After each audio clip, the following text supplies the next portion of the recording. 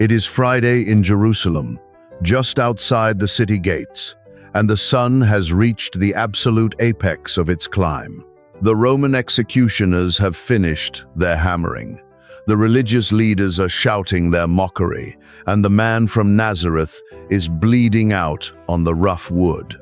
It is exactly noon. Picture it. The brightest, most unrelenting hour of a Middle Eastern day. Dust baking in the heat. Shadows shrunk to nothing beneath the feet of the soldiers. And then, without warning, the sky breaks. The air does not cool with incoming storm clouds. The horizon does not haze with a sudden sandstorm. The light simply dies. Complete, suffocating, unnatural blackness drops over the execution hill like a heavy lead curtain. The Gospel of Mark records the exact timeline in chapter 15, verse 33 of the King James. And when the 6th hour was come, there was darkness over the whole land until the 9th hour. Stop right there. 3 hours of midnight in the middle of the day. This is not poetry. The text presents it as historical trauma. And this forces us to ask a terrifying question. Was this merely a localized weather event blowing across a Judean ridge, or was this a documented, physically tangible collapse of creation?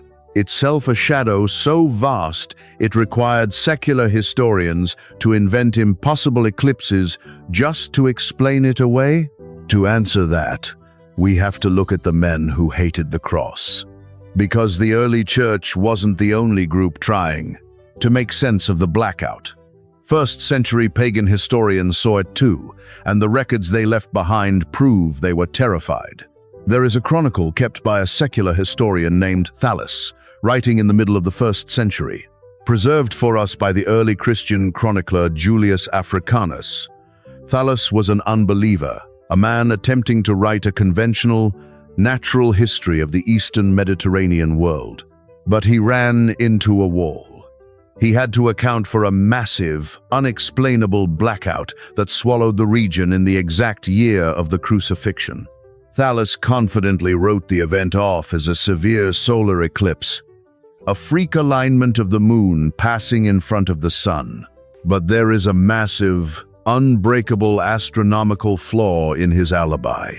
See the scene again. The crucifixion takes place on the Feast of Passover. By strict Jewish law and the unbending mechanics of the Hebrew lunar calendar, Passover can only ever occur during a full moon. Sit with that. A solar eclipse can only happen during a new moon, when the lunar body is perfectly wedged between the Earth and the Sun.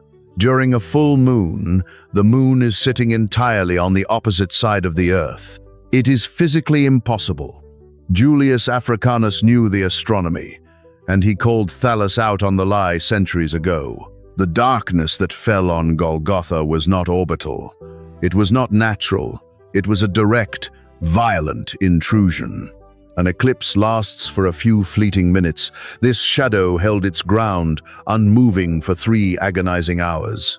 The pagan world was desperately trying to explain away a terrifying reality with bad science, because the alternative was a theology they could not stomach. The light was not blocked. The light was withdrawn. 2 explanations. 1 full moon. 1 heavy shadow. But Thallus was not the only secular writer who tried to write his way out of the dark. Because across the Mediterranean, a Greek freedman was recording a darkness so deep and so absolute, the daytime sky cracked open.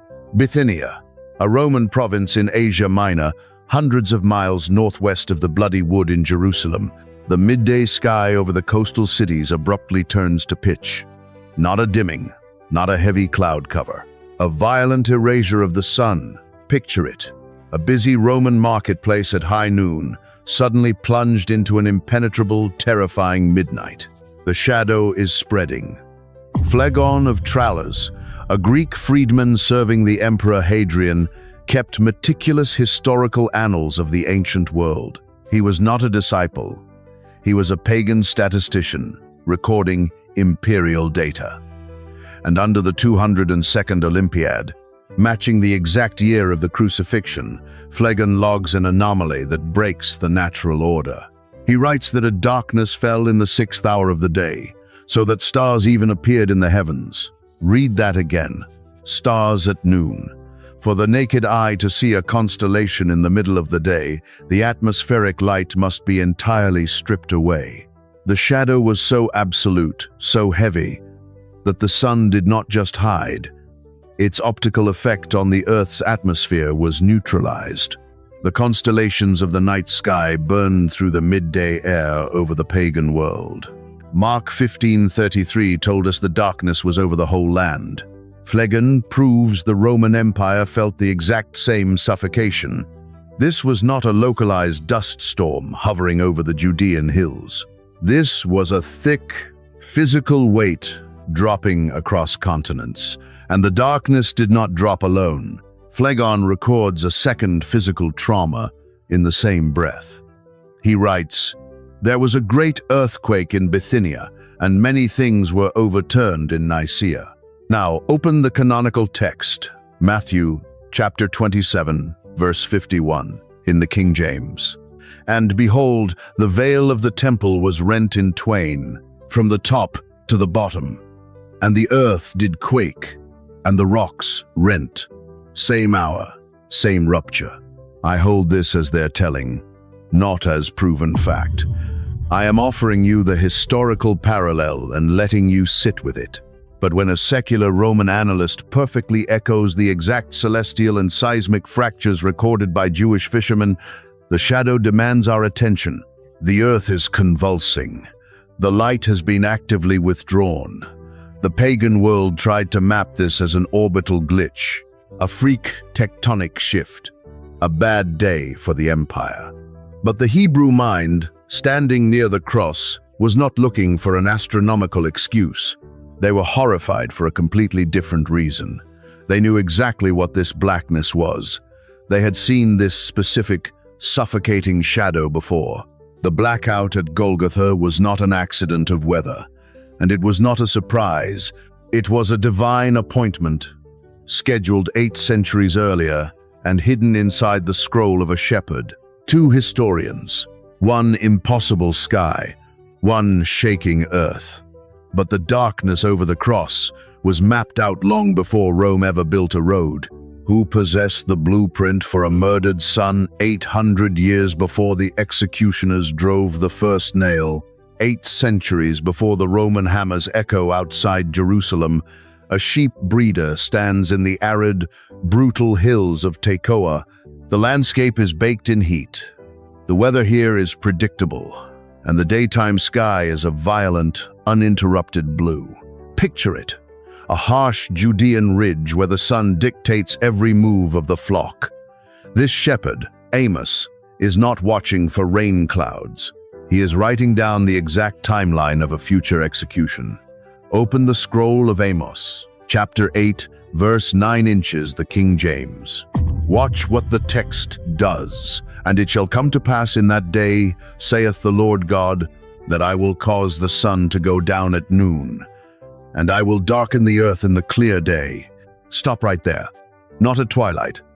Not during a creeping afternoon storm. At noon. The exact hour the Roman cross is dropped into its socket, and the blood begins to pool in the dust. The religious leaders standing at Golgotha, mocking the Nazarene in the sudden dark, thought they were surviving a freak meteorological event. But they were standing in the middle of a blueprint. They were living inside an 800-year-old script. Reading, not inventing. Look closely at the phrasing at the end of that verse. The clear day. Turn the English back into the Hebrew machinery humming beneath it. The phrase is biyom, or literally, a day of light. But the Hebrew word, or is not just generic sunshine. It is the exact same word used in Genesis 1-3, when the voice of God first separates the dark. Let there be light. The prophet Amos is not predicting a heavy cloud cover. He is prophesying the localized reversal of the first spoken command of creation. The foundational light of Genesis is going to be actively retracted. Sit with that. I hold this as one reading, a careful look at the roots of the language, not the final word. But the vocabulary is terrifyingly precise. The shadow over the cross is an active, uncreating force. And Amos is not finished. Keep reading into the very next verse, Amos 8:10. The prophet reveals exactly what this midnight will accompany. And I will make it as the morning of an only son, and the end thereof as a bitter day. A bitter day, an only son. The Pharisees and scribes gathered at the crucifixion were experts in the scrolls. They had the prophets memorized. As the absolute blackness fell over the hill at the 6th hour, the crushing terror of Amos chapter 8 should have paralyzed them. The shadow was the signature of the prophecy. They were watching the sun go down at noon over the death of an only son. The shadow was not an accident. It was an ancient, scheduled appointment.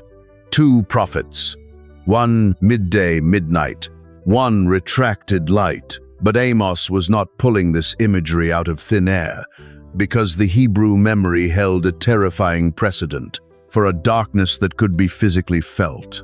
Where did the God of Israel first deploy a heavy, suffocating blackout right before a Passover lamb was slaughtered? 1,500 years before the Roman executioners lift the cross, a suffocating blackness falls across the Nile Delta. The massive stone temples of the sun god Ra are swallowed entirely in the middle of the day. The Egyptian slave masters freeze exactly where they are standing, unable to move, unable to fight, unable to navigate the streets of their own empire. Picture it. A kingdom paralyzed by a shadow so thick it extinguishes every torch and chokes out every fire. The greatest military superpower on earth is brought to an absolute standstill by a lack of light. Open the book of Exodus, chapter 10, verse 21, inches the King James. Watch what the text does. And the Lord said unto Moses, Stretch out thine hand toward heaven, that there may be darkness over the land of Egypt, even darkness which may be felt. Stop right there.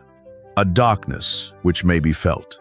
The English text is already unsettling, but the Hebrew machinery underneath it reveals something terrifying. The root word used here for felt is mashesh. It literally means to grope, to physically touch, to run your hands over a solid surface. In the ancient Hebrew mind, light was a physical substance that could be commanded, and darkness was a physical entity that could be weaponized. This is not a severe storm. This is not a dense cloud of sand blocking the sun. This is an uncreated physical substance dropped directly into the human atmosphere. The shadow over Egypt was not an absence of photons.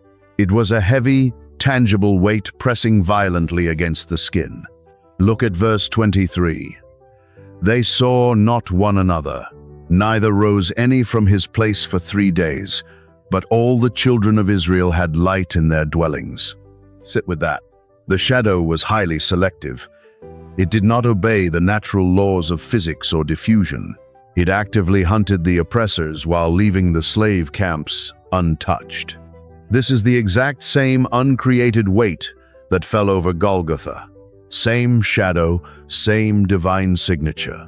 The Jewish leaders standing on the execution hill in Jerusalem knew their Torah backwards and forwards. When the midday sky turned to pitch at the 6th hour, the ancient parallel should have triggered a massive, immediate panic. Because the darkness in Egypt was not the final judgment, it was the prologue. See the sequence. The plague of darkness is the 9th plague. It holds the land in a paralyzing grip for 3 days. And what happens the exact moment that heavy shadow finally lifts? The 10th plague arrives, the angel of death descends, and the very first Passover lamb is slaughtered. The blood is smeared on the wooden doorposts to stop the wrath of God from sweeping into the house. Reading, not inventing. At Golgotha, the sequence is flawlessly repeated. The impenetrable, physical shadow drops over the land for 3 hours, and the exact moment the darkness lifts at the 9th hour, the final Passover lamb gives up the ghost. The blood is already painted on the wood. The shadow always comes right before the lamb bleeds. The executioners thought they were conducting a Roman state punishment, but they were performing a precise 1,500-year-old ritual. They were standing in the middle of the Exodus. The shadow always falls right before the blood of the lamb is spilled. But if the darkness in Egypt was a physical, suffocating weight, the ancient Jewish rabbis believed the text was hiding a much darker secret about what was actually moving inside that blackness. What was the physical shadow sent down to suppress? Picture the stone floor of a first-century synagogue. The heavy parchment of the Torah is unrolled on the reading table. The Hebrew text of the Exodus is chanted out loud, but the common people in the room no longer speak the ancient tongue. They speak Aramaic. So a second man stands beside the reader, speaking the translation, the Targum. This is the ancient, authoritative, Aramaic expansion of the Bible, preserving the oldest Jewish understandings of the text. And when the reader reaches the physical, suffocating shadow of the ninth plague, the Targum Jonathan does not just translate the words. It unveils the terror hiding inside them. The Targum Jonathan, on Exodus 10, reveals that the heavy darkness was not meteorological. It was not a sandstorm. It says the shadow was pulled directly from the darkness of Gehenna. Stop right there. Gehenna, the ancient realm of judgment and destruction. The rabbis were teaching that this blackness was a localized drop of hell's own atmosphere onto the earth, a physical intrusion of the underworld. And there is another ancient Jewish writing that tells us exactly what was moving inside that atmosphere. The Wisdom of Solomon, an apocryphal text kept whole by the early church and preserved in the Ethiopian canon, expands on this terrifying three-day blackout. Chapter 17 records that the Egyptians were not just blinded by a lack of light. They were shut up in their houses, the prisoners of darkness, and fettered with the bonds of a long night. Read that again. Prisoners of darkness, fettered with bonds. The shadow was acting as a physical chain. But the Wisdom of Solomon goes further. It says, the blackness was swarming with apparitions and terrifying noises. The Egyptians were paralyzed with fear because the darkness was heavily populated. Now cross-reference this with the canonical text. Open Psalm 78. Verse 49 inches, the King James, where the psalmist is summarizing the plagues of Egypt. Watch what the text does. He cast upon them the fierceness of his anger, wrath, and indignation, and trouble, by sending evil angels among them, evil angels. Sit with that. I hold this as their telling, not as proven fact. I offer it as that. One tradition's record. But if the ancient Jewish readers are right, the darkness in Egypt was not the punishment. The darkness was the containment field. The suffocating weight of the shadow was deployed to hold down the panic while fallen, uncreated entities moved through the streets of the empire. The shadow was a veil separating the natural world from the terrifying judgment happening inside it. Now carry that heavy, suffocating veil back to the hill at Golgotha. It is the 6th hour. The Roman guards are suddenly plunged into a midday midnight. Mark 15 says the darkness fell over the whole land. If the shadow over the cross is the exact same uncreated weight that fell on Egypt, then it is not an empty blackness. It is a spiritual containment field. Same shadow, same weight, same Gehenna atmosphere. But at the crucifixion, the shadow is not falling over a nation of slave masters. It is zeroing in on a single bleeding man hanging on a Roman tree. The physical weight of the dark is pressing down on Golgotha. What cosmic rupture was so violent, so deeply tied to the foundation of the earth, that the sky itself had to be violently rolled back into its primordial, uncreated state? It is the dawn of Genesis. The Spirit of God is moving over an unbroken, violent ocean. There is no land. There is no sky. and there is absolutely no light. Picture it, a watery, primordial abyss, unshaped and suffocating. The cosmos has not yet been spoken into order. Open the scroll of Genesis, chapter 1, verse 2 inches, the King James. Watch what the text does. And the earth was without form and void, and darkness was upon the face of the deep. Stop right there. The darkness here is not a metaphor. It is the default state of the universe before the voice of the Creator interferes. Look closely at the Hebrew text. The phrase for without form and void is tohu wabohu. It means a wasteland, a total chaotic collapse, a terrifying emptiness, and the darkness sits heavily upon the face of the deep. That word in the Hebrew is tehom, the ancient, roaring, uncreated abyss. Now take that uncreated abyss and drop it directly onto the execution hill at Golgotha. When the sky turns to pitch at the 6th hour, the Roman guards are not standing in a severe weather pattern. They are standing inside the tehom. The shadow dropping over the cross is the tohu wabohu violently reasserting itself. Sit with that. The maker of the universe is hanging on the rough wood, his physical body failing, his blood spilling into the Judean dust. And as the Creator's life force begins to drain, the physical creation violently responds. It begins to unravel. The cosmos is snapping back into its original, formless void. The prophet Jeremiah saw this exact cosmic collapse. Look at the cross-reference in Jeremiah chapter 4, verse 23. I beheld the earth, and lo, it was without form and void, and the heavens, and they had no light.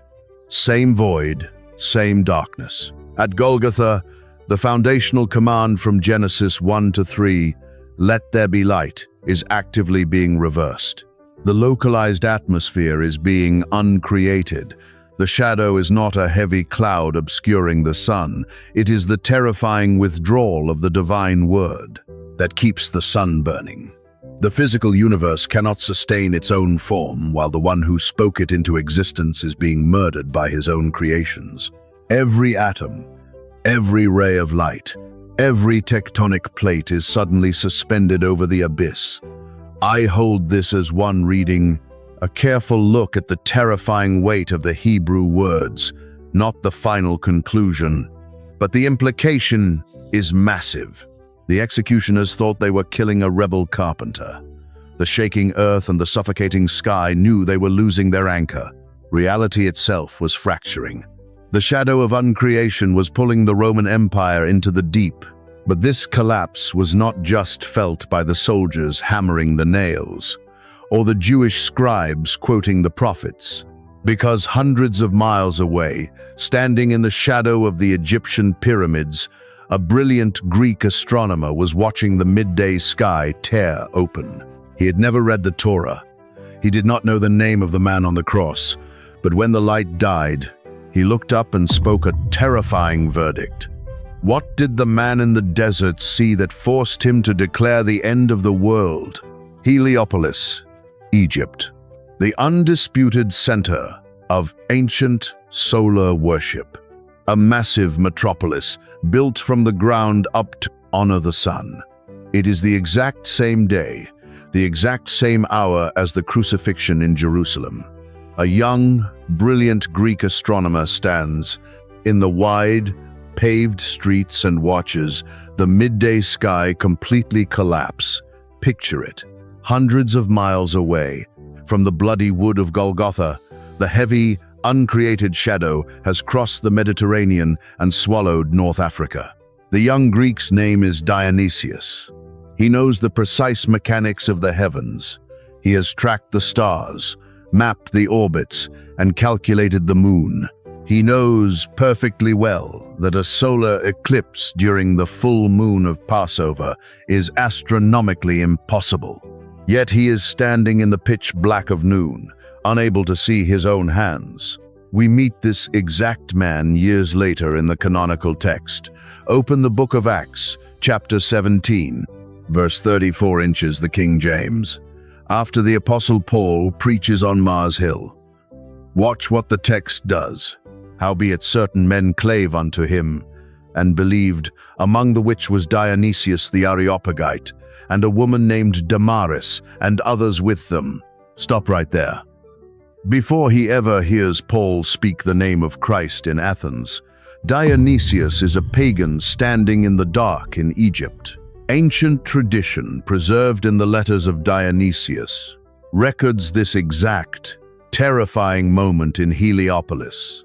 Writing to a friend, Polycarp, about the massive blackout they witnessed in their youth, Dionysius reveals a detail that shatters any natural explanation. He writes that the shadow did not just blot out the sun, it physically swept across the sky from the wrong direction, moving against the mechanical rotation of the earth before violently retreating.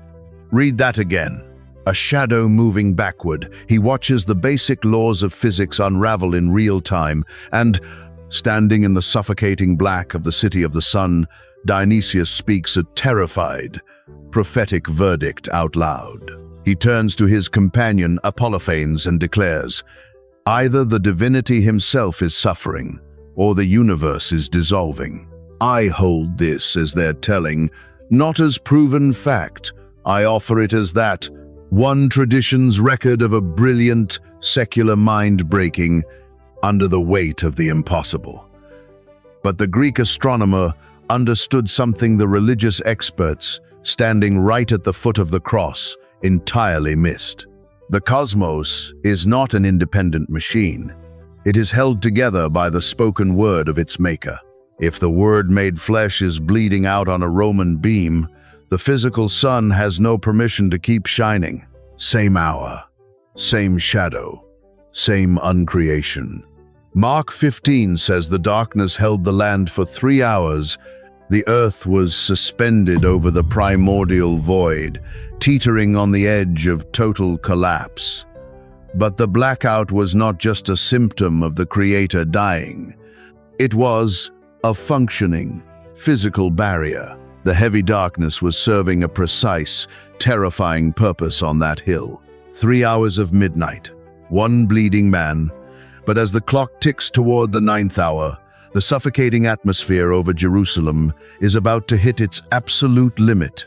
Because the shadow over Golgotha was never meant to be permanent, it was a shield holding something infinitely more dangerous back.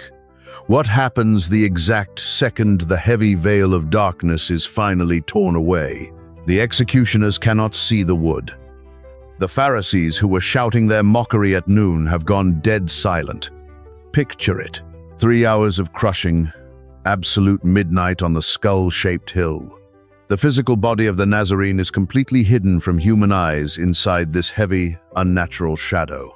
We have been taught to read this darkness as an absence. The Father turning his back, the Creator abandoning the Son to suffer alone in the cold. But watch what the canonical text actually does with the dark. Open the scroll of 1 Kings, chapter 8, verse 12 inches, the King James. Solomon has just finished building the temple, and the massive, suffocating cloud of glory violently fills the room so the priests cannot even stand to minister. Then spake Solomon, "The Lord said that he would dwell in the thick darkness." Stop right there. Dwell in the thick darkness. The shadow is not the absence of God. The thick darkness is the exact, atmospheric signature of the Father's unapproachable presence. Cross-reference this with the foundational desert text. When the mountain of God catches fire in the wilderness, the Israelites are paralyzed by the sight. Open Exodus chapter 20, verse 21. Watch the movement. "And the people stood afar off, and Moses drew near unto the thick darkness where God was." Read that again. Where God was. The shadow is not an abandonment. The shadow is a hiding place. I hold this as one reading, a careful tracking of how the ancient Hebrew mind understood the deep cloud, not as the final theological word, but the pattern is undeniably written into the architecture of the Bible. The darkness over Golgotha is not a sign that the Father has fled the execution hill. It is the terrifying evidence that the Father has descended directly upon it. Sit with that. The Son is suspended on the Roman beams, actively absorbing the full, concentrated weight of human rebellion. The curse of Eden is coalescing into his physical body.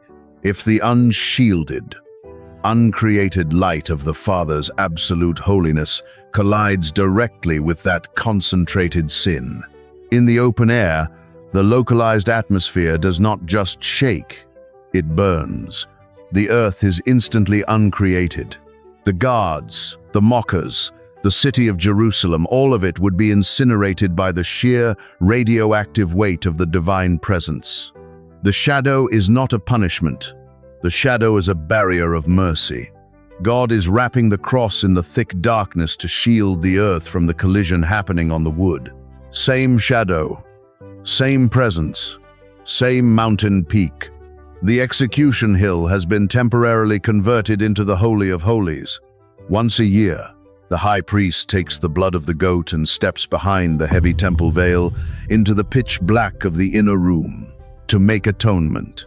At the 6th hour, the Father drops a cosmic veil over Golgotha so the final high priest can offer his own blood in the dark. Reading, not inventing. The universe is holding its breath under a suffocating containment field, but containment fields are not designed to hold forever. The clock is moving. The sun has been buried for 3 agonizing hours, and the 9th hour is finally breaking. The collision in the dark is finished. The debt is fully absorbed. The heavy shadow has done its job.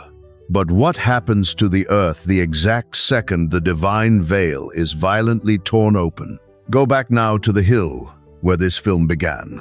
The Roman executioners with their hammers, the mocking priests in the dust, the sun at the absolute apex of its climb, and then the sudden, suffocating blackness dropping like a lead curtain at exactly noon. You have read that crucifixion scene 100 times, but tonight you have a name for the shadow. It is not a localized storm. It is not an astronomical accident.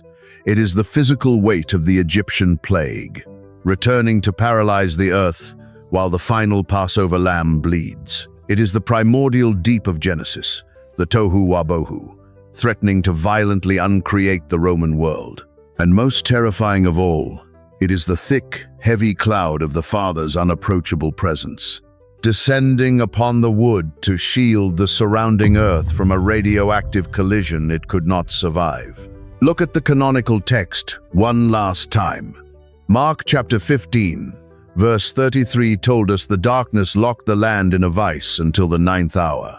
Now, watch what happens at the exact moment the shadow finally lifts. Read verse 37 and 38 inches, the King James. And Jesus cried with a loud voice, and gave up the ghost. And the veil of the temple was rent in twain from the top to the bottom. Stop right there. The physical veil inside the temple in Jerusalem tears at the exact same second. The cosmic veil over Golgotha is removed. Same hour, same torn fabric. Because they were doing the exact same work. The heavy darkness over the cross was the temporary veil of the true Holy of Holies. While the Roman guards stood completely blind in the pitch black of noon, the ultimate high priest was inside the thick darkness, making the final atonement in the open air. When the blood was fully poured out, the cosmic debt was paid. The barrier was no longer needed. The Father violently ripped the physical curtain inside the city, and he simultaneously ripped the heavy shadow off the sun. Picture it. The midday light violently crashes back over the Judean hills. The stars hovering over the Roman Empire instantly vanish.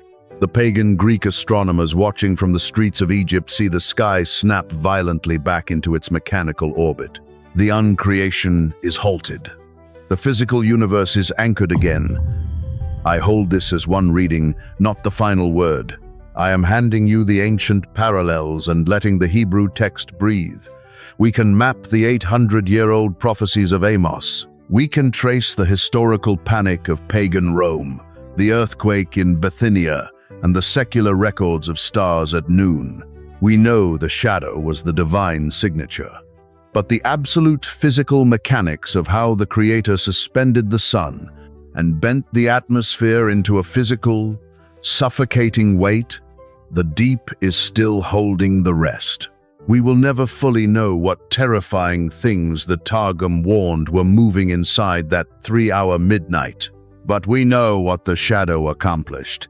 If you stayed with me through the dark, comment the word "watched" below, so I know you made it to the end. Subscribe to the channel to keep uncovering the ancient, haunted framework holding our Bible together. And send this video to exactly one person who loves the crucifixion story but has never heard what the darkness was actually doing. Rome thought they had plunged a carpenter into the dark, but the dark was the only thing keeping Rome alive.